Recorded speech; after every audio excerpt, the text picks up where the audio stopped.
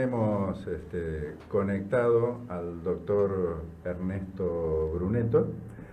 Charlie, te dejo a vos la conducción y todos, por supuesto, nos vamos a ir metiendo. Hola Ernesto, ¿cómo estás? Buenos días, Carlos, buenos días, Alejandro. Muchas gracias por el contacto. No, muchas gracias a vos por poder acompañarnos.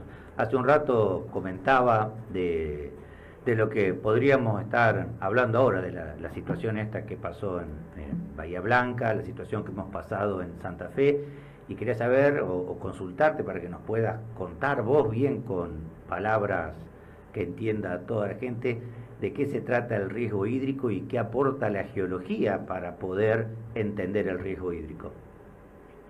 Sí, bueno, son estos episodios tan dramáticos como que ha ocurrido en Bahía Blanca y que hay una serie de ciudades, ¿no?, que son más vulnerables han sido más vulnerables a estas situaciones por sus emplazamientos. Nuestra ciudad es uno de estos casos, la ciudad de La Plata es otro.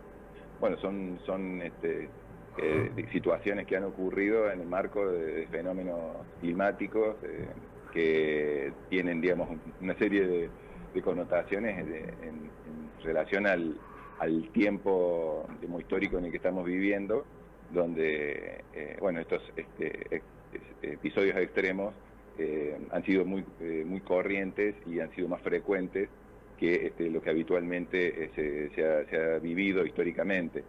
Entonces, en ese contexto, si bien esto es campo de disciplinas muy variadas y es un tema muy complejo de trabajo multidisciplinario, nosotros lo que podemos aportar es a lo mejor una mirada de cómo se puede abordar la cuestión del peligro, la amenaza de estos fenómenos naturales y después trabajar en cuestiones de riesgo, ¿no es cierto?, cómo después todos se ponen en función de entender cuál es el problema y bueno, accionar como sociedad.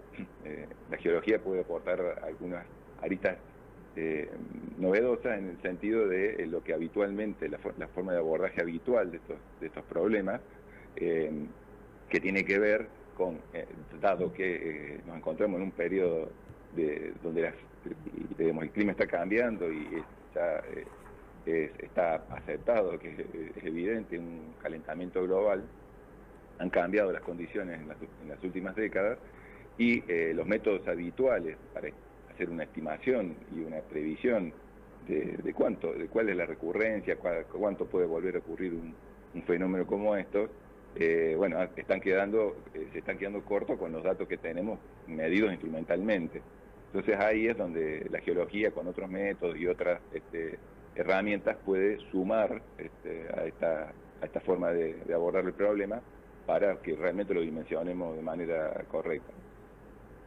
O sea, en parte el problema tiene que ver con el cambio climático, y ustedes lo que pueden ver son si en el pasado estos eventos han ocurrido, ¿no?, en otras condiciones climáticas, en otras situaciones que no son las actuales. Correcto, esa es un poco la premisa. Habitualmente estos eventos son considerados desde la hidrología como eventos extremos extraordinarios y a veces se los llama raros, y se utilizan modelos en los cuales se calculan estos caudales o niveles de los ríos excepcionales con regresiones lineales a partir de los datos que contamos, ¿no es cierto? Si contamos con prácticamente, no llegamos, pero casi un siglo de información, bueno, proyectar caudales mayores en el tiempo, digamos, la recurrencia en el tiempo, con métodos matemáticos. Y bueno, pero han cambiado las condiciones medias, esto ya está claro, y posiblemente la aceleración de los fenómenos climáticos necesiten de aplicar otros modelos más de tipo exponencial. Claro. Y lo importante es que la geología pueda aportar los datos físicos, los datos duros, para poder construir esas curvas de más largo plazo y más realistas, ¿no? Eso por un lado. Y por el otro lado, bueno, la cuestión fundamental es nosotros en la parte de geología podemos hacer desde otras herramientas zonaciones de zonas vulnerables, porque podemos reconstruir las localizaciones pasadas de los ríos. Claro. Cosas que a lo mejor desde la experiencia y de la medición no se ha visto. Claro. Entendamos que esos ríos o eso que ustedes ven en condiciones de mucho caudal de agua, de mucho volumen de agua, se vuelven a llenar, ¿no? Correcto. Nosotros hemos trabajado bastante en el río Salado, que es emblemático para los santafesinos, y hemos detectado claramente que hay niveles mayores a los de la inundación del 2003, perfectamente mapeables, comprobables los sedimentos que son del propio río y que tienen edades que son de la escala de algunos miles de años, es decir, con unos pocos fechados tenemos algunas ideas generales de cuándo cuando el Salado ha tenido situaciones peores que el 2003. Entonces, ahí ¿cuál es la hipótesis? Es que esos escenarios naturales, esas variaciones que han ocurrido naturalmente, la oscilación climática es un fenómeno natural, pero las actividades humanas evidentemente han acelerado todos estos procesos y han puesto a la atmósfera en un estado de mayor energía, de mayor actividad. Entonces, esos escenarios pueden ocurrir más rápidamente de lo que le llevó a la naturaleza tener esas dimensiones, esos caudales, ¿no? Bien, Alejandro. Sí, no, solo algunas reflexiones también, porque, a ver, nuestra capacidad de crecimiento de las ciudades y nuestra capacidad de generar desarrollo ha sido probablemente mucho más rápida que nuestra capacidad de acumular el conocimiento. O sea, hay muchas cosas que los humanos hemos construido, en muchos casos sin saber a dónde lo estábamos construyendo. Como experiencia, cuento que hace muy poquito, 3 o 4 semanas, 2 semanas en realidad, anduve por Buenos Aires y me fui a hacer el tour de el Zanjón de Granados, que está ahí en la zona de San Telmo, en donde prácticamente toda la parte nueva de la ciudad de Buenos Aires se terminó construyendo sobre pequeños cursos de agua que en su momento fueron obturados por ese tipo de construcciones y que no es muy diferente a lo que por ahí está pasando con Boulevard, porque nos preguntamos acá por todos estos hundimientos en nuestra arteria histórica del norte santafesino, como era Boulevard Galvez y Boulevard Pellegrini, y que justamente ha implicado que todo nuestro desarrollo ciudadano lo establezcamos por encima de los cursos de escurrimiento natural de las aguas. Obviamente este tipo de situaciones no tienden a mejorar, sino más bien a empeorar, porque los cursos siguen estando ahí, la necesidad de las aguas de transitar siguen existiendo y nosotros cada vez le metemos más infraestructura. Con un agregado más, acá hago un poquito de prehistoria, porque yo me acuerdo hace 50, 60 años, cuando yo era chico, las inundaciones eran las del río, se hablaba muy poco de las inundaciones por la lluvia. Y ahí podías tener más o menos establecido el riesgo hídrico porque lo veías venir, o sea, desde Iguazú hasta acá vos ya sabías que el agua iba a venir. Que después hagas las cosas que tenés que hacer o no, ya es otra cuestión, pero la veías venir. Ahora con esta cuestión climática y con el incremento de la densidad poblacional de nuestra sociedad, cualquier lluvia fuerte, que encima obviamente son mucho más frecuentes, nos genera este tipo de problemas. ¿Cómo establecer la cuestión de riesgo hídrico para los fenómenos climáticos puntuales? Partiendo de la base de que uno no puede hacer ciudades preparadas para resistir lluvias de 300 milímetros. Sería un desperdicio de dinero enorme, ¿no? Claro. Sí, ahí digamos, hay mucho de capacidad organizacional de las poblaciones y sobre la base de tener un diagnóstico bien completo, ¿no es cierto?, de la situación. Esto que yo comentaba de los ríos sirve una aplicación adicionales que también sirve para proyectar modelos climáticos con quienes son los expertos en esta materia, a partir para que tenga ese resultado, la recarga de los ríos, cuál debieron ser las lluvias que lo provocaron, ¿no es cierto? Entonces, tener escenarios, ¿no es cierto? De lo que se habla siempre es de escenarios. Pero yo creo que son una serie de variables que el tema es que son dinámicas. Y por ejemplo, lo que mencionabas de los hundimientos de Santa Fe, ahí están cantidad de factores que están sumando de manera, retroalimentando negativamente en el sentido del riesgo, que no solo todo esto que estás mencionando, la infraestructura que se va deteriorando en relación y además al crecimiento de la demanda de los servicios. Nosotros además, para sumarle malas noticias con todo esto que estamos mencionando, vemos que una de las variables que ha ocurrido es que es el tema de los acuíferos. Es decir, los acuíferos han, a partir de la década del 70, en las mediciones que se han hecho, muestran que han subido a niveles muy altos sus valores medios. Es decir, tenemos una situación de acuífero mucho más alto en las últimas décadas en relación a lo que habitualmente fue cuando en general se realizaron las obras de infraestructura. Y eso, a su vez, con el agravante de que la característica esta de las oscilaciones climáticas es que hay mucha oscilación hacia las crecidas y las bajantes, y en el caso de los acuíferos, de una oscilación en el acuífero.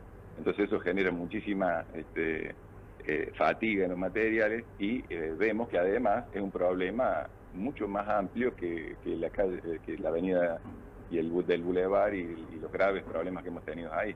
Por eso, si uno recorre un poco la ciudad, ve que hay una gran proliferación de hundimientos y, en varios casos, de socavones.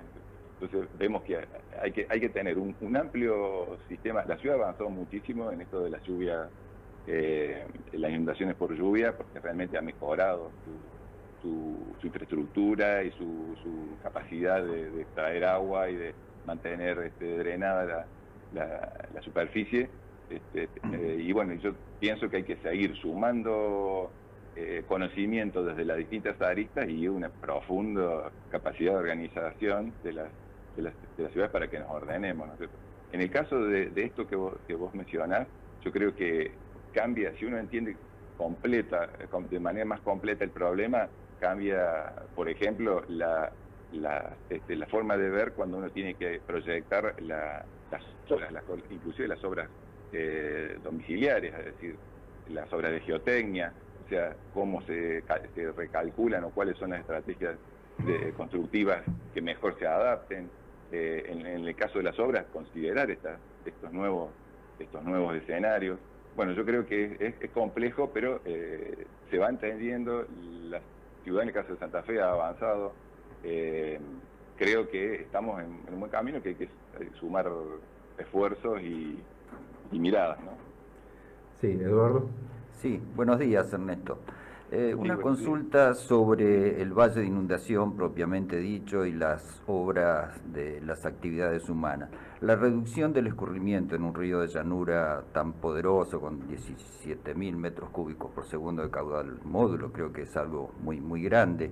Y las obras de urbanización o vías de comunicación que se han consolidado a través de defensas, reduciendo la superficie o la línea de escurrimiento. ¿Se está trabajando para que eso no siga progresando e incremente los problemas por cuando hay grandes crecidas deba escurrir el agua? Y yo en ese sentido, esto es una apreciación más general, porque no estoy particularmente vinculado a quienes están analizando y monitoreando esto, pero la sensación que yo tengo es que vamos un poco en contramano a partir de toda la situación de que se reduce, digamos, la voluntad de invertir en las obras necesarias, ¿no? Hay menos financiamiento, es más difícil, inclusive para la etapa de estudios, se nota que hay una reducción de financiamiento tanto de los estudios de factibilidad, de los estudios ejecutivos, como ni hablar de las obras necesarias, ¿no? Entonces, en este sentido, yo creo que ahí digamos, estamos un poco en deuda. ¿Hay una instancia que sintetice las distintas disciplinas que tienen que ver con el tema del riesgo? Porque vos, Ernesto, hablabas del lado de la geología, bueno, de dónde están las cosas y por dónde pasa el agua. Pero una de las cuestiones también, eso debería ser, no evitar, porque obviamente no se pueden evitar estas cosas, pero sí como mínimo tener una hoja de ruta para saber qué es lo que hay que hacer cuando pasan estas cosas. La gente especializada no sé, en las cuestiones de defensa civil, las estrategias de respuesta en situaciones de emergencia. ¿Hay alguna, vuelvo a la pregunta original, instancia de síntesis para esto, donde se puedan sentar en una misma mesa todos los que abordan el problema desde los distintos sectores, o esto pasa únicamente en la emergencia? Sí, hay una cierta dificultad por la complejidad que tiene todo esto, y pienso siempre la instancia de diálogo de saberes, bueno, esto es fundamental. Pero también hay que pensar de alguna manera práctica, formas más fluidas, más eficientes de cómo todo esto se va integrando, todo este conocimiento, y después que toma decisiones que sean más ágiles. Yo creo que un gran aporte, bueno, son las ciencias que están vinculadas a los sistemas de información geográfico y, digamos, la geografía como disciplina un poco rectora, pero que básicamente tenga como consigna utilizar y empezar a aplicar al máximo todo lo que nos pueden brindar la ciencia de los datos, que podamos desde cada disciplina, que son cada vez más específicas y más, digamos, abocadas a objetos de estudio más puntuales y va profundizando más, existan mecanismos en que esa información sea puesta rápidamente a disposición de todo el resto de las disciplinas, de los gestores, la cuestión de generar servidores de mapa donde los datos, es toda una ciencia, ¿no es cierto? Porque los datos no es cuestión de poner mapas poco claros o poco entendibles, sino el hecho de tener los datos estandarizados, los datos disponibles, operables, para que otro profesional pueda usarlo. Yo creo que desde el espacio académico nosotros estamos haciendo en el CONICET, en el CTT de Santa Fe, con la voluntad de generar infraestructuras que permitan esto y que estén abiertos y disponibles para los distintos usuarios, ¿no?